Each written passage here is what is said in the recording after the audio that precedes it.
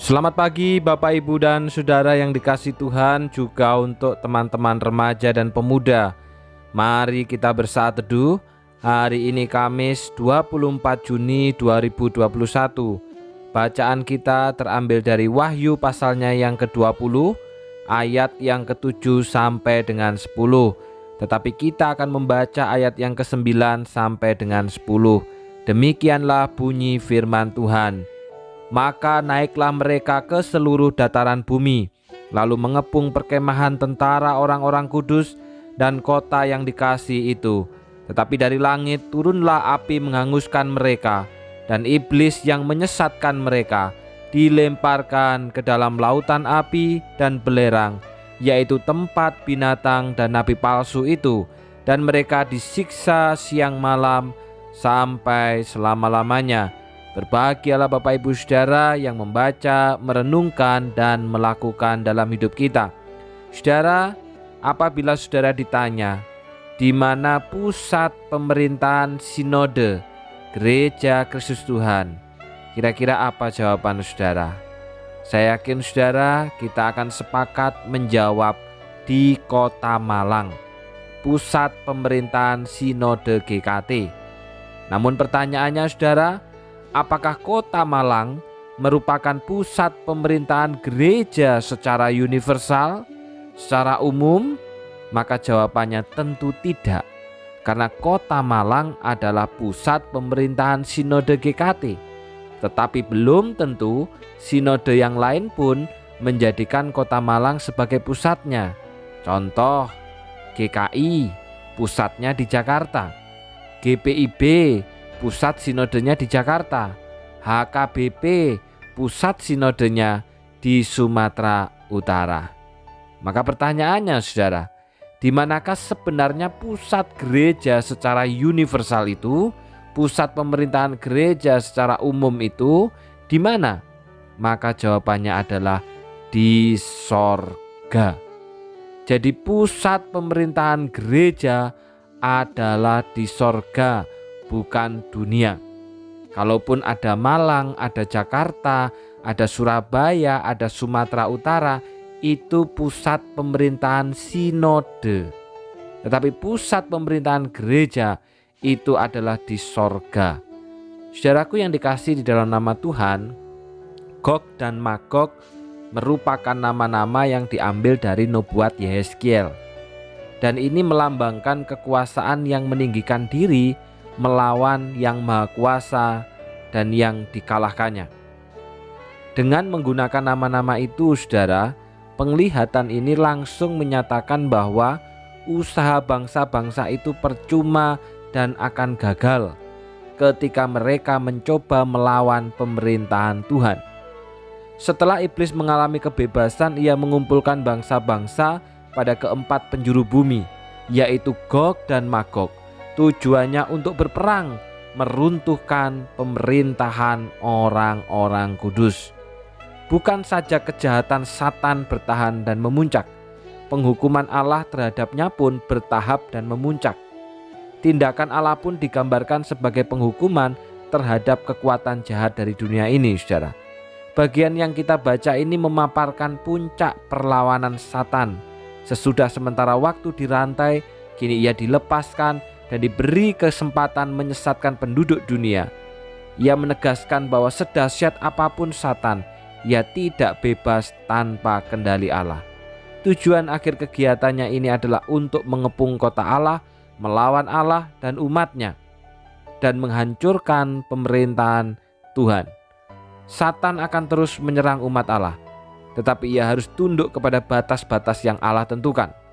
Dan dalam bagian ini saudara, Rasul Yohanes memberikan kita prinsip yang sangat penting, yaitu bahwa orang beriman tidak saja harus tajam membaca pekerjaan-pekerjaan gelap dari si jahat, tetapi juga harus lebih tajam lagi menatap tindakan-tindakan Allah dalam menghakimi kejahatan. Entah berapapun banyaknya gelombang perlawanan si Satan dan para pengikutnya, api Allah pasti akan menghangus lenyapkan mereka. Satan dan para nabi palsunya akan menerima siksaan hukuman yang kekal tanpa henti, karena sesungguhnya yang mereka lawan bukanlah pemerintahan manusia, tetapi pemerintahan Allah sendiri. Sekalipun jumlah mereka sama dengan banyaknya jumlah pasir di laut, pimpinan Tuhan bagi orang-orang kudus akan tetap ada. Seperti yang kita ketahui saudara, jumlah seperti pasir di laut adalah satu ungkapan yang dalam perjanjian lama dipakai terutama untuk menggambarkan jumlah umat Tuhan. Kadang istilah ini juga digunakan untuk menekankan kumpulan musuh yang besar. Dan saudara, umumnya seseorang akan mengalami ketakutan ketika akan menghadapi sebuah pertandingan atau peperangan rohani, apalagi diikuti dengan ketangguhan dan kekuatan lawan yang melebihi kekuatannya. Situasi dan keadaan buruk kapanpun dapat datang dalam kehidupan umat, dan karena ini tidak bisa diprediksi, terkadang juga tak dapat dihindari. Maka di sini saudara, kita perlu tahu bahwa pusat pemerintahan gereja itu di sorga. Allah yang menjaga dan melindungi umatnya dari segala persoalan yang dihadapi. Ketika ada Satan dan kelompoknya yang berusaha untuk menghancurkan pemerintahan gereja, maka sama artinya itu menghancurkan pemerintahan Allah itu sendiri. Oleh karena itu saudara, bagian kita adalah hidup dalam pemerintahan Allah dengan mentaati firman-Nya dan menegakkan serta memberitakan pemerintahan Allah melalui firman dan kesaksian hidup kita. Oleh karena itu saudara, mari di tengah segala kesulitan dan persoalan yang kita alami hari ini, kita tetap hidup dalam pemerintahan Allah, merenungkan dan melakukan firman-Nya. Tujuannya apa saudara? Supaya kita memperoleh kemenangan rohani, karena hanya pemerintahan Allah lah yang berkuasa atas segala sesuatunya. Tuhan memberkati. Bapa kami yang ada di surga,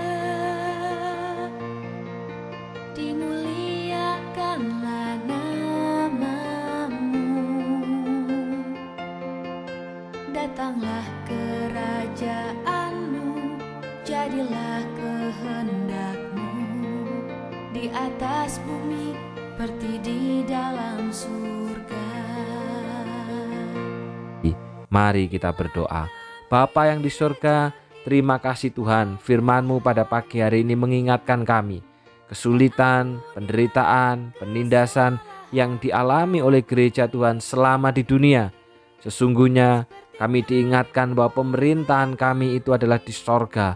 Oleh karena itu Tuhan, Engkaulah yang menjaga, Engkaulah yang akan melindungi, dan Engkaulah yang akan memelihara umat-Mu di tengah segala sesuatu yang dialami seperti umat pada masa waktu itu. Terima kasih Bapa untuk pemerintahan yang Tuhan berikan bagi kami, dan tolonglah setiap kami, bagian kami adalah hidup di dalam pemerintahan Allah dengan mentaati firman-Mu dan menegakkan kebenaran di tengah-tengah dunia ini, sehingga seperti doa Bapa kami di bumi seperti di sorga. Mengingat Tuhan pada saat pagi hari ini untuk saudara-saudara kami yang berulang tahun pada hari Minggu kemarin 20 Juni, yaitu Saudari Vita Aribawani Saputri. Kiranya Tuhan menolong di dalam kehidupan, dalam pekerjaan, di dalam keluarganya, bahkan di dalam segala apa yang menjadi harapannya ke depan. Biarlah kiranya Tuhan sendiri yang membuka jalan. Keluarga kecilnya, rancangan-rancangannya, kiranya damai sejahtera surga yang menyertai. Buatlah berhasil. Oleh karena keluarga ini terus belajar untuk hidup di dalam pemerintahan Tuhan. Mengingat juga untuk Ibu Sarca Toban yang berulang tahun pada tanggal 20 Juni. Kiranya juga Tuhan menolong Bu Sarca di dalam kehidupannya. Iman itu telah ada dalam hatinya, dan biarlah iman itu tetap hidup dan terus berjuang, terlebih di dalam masa-masa sulit ini, untuk hidup di dalam pemerintahan Allah. Apa yang menjadi pergumulan, kiranya Tuhan tolong, dan biarlah damai sejahtera yang dari surga yang menyertainya. Demikian juga hamba-Mu mengingat untuk Bapak The Kinsion atau Suakin. Terima kasih untuk pemeliharaan Allah. Beberapa waktu lalu sempat mengalami sakit, tetapi Tuhan memelihara dan memulihkan kembali. Dan biarlah juga pemulihan itu terjadi secara rohani, karena beliau pun adalah kepunyaan daripada Tuhan sendiri, bersama dengan istri dan anak-anak, baik itu Kristian yang ada di Surabaya maupun juga Ming-Ming yang ada di Banyuwangi.